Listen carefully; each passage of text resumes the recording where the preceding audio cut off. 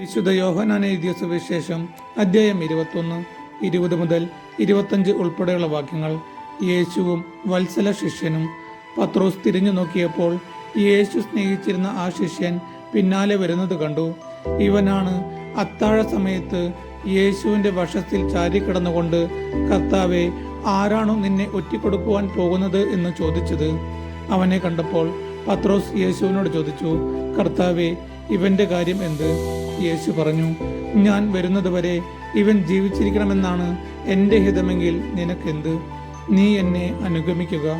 ആ ശിഷ്യൻ മരിക്കുകയില്ല എന്നൊരു സംസാരം സഹോദരരുടെ ഇടയിൽ പരന്നു. എന്നാൽ അവൻ മരിക്കുകയില്ല എന്നല്ല യേശു പറഞ്ഞത്. പ്രത്യുത, ഞാൻ വരുന്നതുവരെ അവൻ ജീവിച്ചിരിക്കണമെന്നാണ് എൻ്റെ ഹിതമെങ്കിൽ നിനക്കെന്ത് എന്നാണ്. ഈ ശിഷ്യൻ തന്നെയാണ് ഈ കാര്യങ്ങൾക്ക് സാക്ഷ്യം നൽകുന്നതും ഇവ എഴുതിയതും. അവന്റെ സാക്ഷ്യം സത്യമാണെന്ന് ഞങ്ങൾക്കറിയാം. യേശു ചെയ്ത മറ്റു പല കാര്യങ്ങളുമുണ്ട്.